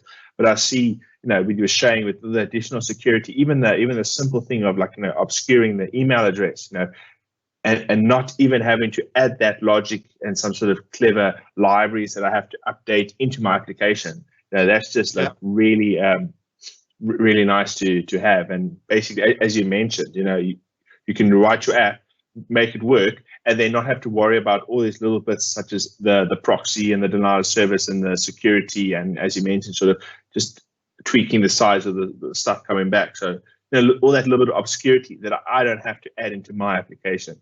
So definitely really exciting. And as you say, if Front Door is expensive and doesn't do everything that you want, as long as you host it on Azure, or even you don't have to. I got to make it some sort of Microsoft, Yeah, well, my profile site, that beaming.dev site, that I host on GitHub, and then I proxy it through Cloudflare. So I use these sort of static pages or whatever it is in GitHub, but still that proxies through Cloudflare onto my GitHub account. So yeah, I mean, I use Cloudflare. If I can put Cloudflare in front of it, I do. I have a short links thing. So I don't know if you know, with Bitly, you used to be able to for free, and now it's a charged for thing. But you could add a custom domain to do URL shortening with. So I have links that are like go.beaming.net, which forward through to Bitly. The traffic for all of that also goes through Cloudflare. So, and then I suppose while I'm talking about how awesome Cloudflare is, even more, I've got a blog post where I use ngrok. Have you used ngrok? Oh, I've heard of it. I think I might have used it, but those were many years ago in the web years. So ngrok's amazing. So it's potentially off topic, but it still mentions Cloudflare, so it's on topic. So ngrok is great for if you're doing sort of testing on your local machine. So you'd be able to say like ngrok this port on your local machine, and then I can send you a link, and now you'll be able to browse to this public link that would tunnel through to me. Pretty much a similar thing to what Cloudflare is doing, except this does a private tunnel between you and the ngrok servers, and they also allow for sort of custom domains. And getting that to work, I've got the same thing. So I tunneled it through Cloudflare, and I built my own utility method where I can, because with the free version you can't do wildcard forwarding. So again, I integrated into the API for Cloudflare. So when I say like ngrok serve this securely, it goes to Cloudflare, adds a CNAME DNS record for the specific thing that I want, pointing at ngrok, and then fires up the ngrok account on the background of that, and then I'm able to tunnel that traffic through Cloudflare. So instead of me paying more money to get that on either side, I sort of use the best of both free versions and get the experience that I need. Yeah, Cloudflare is very powerful. I just had a question on, I saw you were browsing sort of the bit of JavaScript or maybe it was JavaScript, I can't remember, it was pretty quick. The code of managing, adding headers and things like that. Is that able to add into source control or something like that? Let's say we got an app and you want to, not have someone have to go to a dashboard. Is there a way to maintain that by API or something? So you can, but at the moment the sort of the DevOps story around workers is a bit interesting. It is something that they're looking at making a lot more modern, if you will. So I mean, there is ways to do it, but it's not as easy as like having a GitHub task or an Azure DevOps task that just says deploy this worker. But yeah, so Troy Hunt did mention that they were looking at making that a lot easier, but I haven't followed up on sort of where that is, because my stuff sort of I change it and then it sort of lives there. I keep it in a repo so that I've got a history of it, but I don't actually deploy out of that repo at the moment. Okay. Well, hopefully they're working on it and stuff like that as well. But if you've got a guy that manages IT, he can go and copy paste. All right. Any other questions? All right. And I will thank you very much for for sharing that with us, and thanks to all the other speakers. I don't know if Jerome's still here, probably not. No. But thank you to Jerome, Roma, and Gordon. And what we're going to do is I'm going to share some exciting slides, and we're going to head over to the networking event. So if anyone has any questions, want to chat, just want to get that fake human experience via the internet, you can turn on your camera and you can have a chat. And if you're too shy to turn on that camera, don't worry, there are other people out there that are too shy, so you can just keep your camera off and type it in, or you can even just use voice. So let me present this and find Teams. All right, share my desktop. Yes. All right, I am assuming the thank you slide is up. So just on the thank you for everyone, and thanks for everyone for speaking, and thank you to those who listened in, tuned in. If you stayed the whole time, you came in for a session, or if you just joined now, it was great to have you.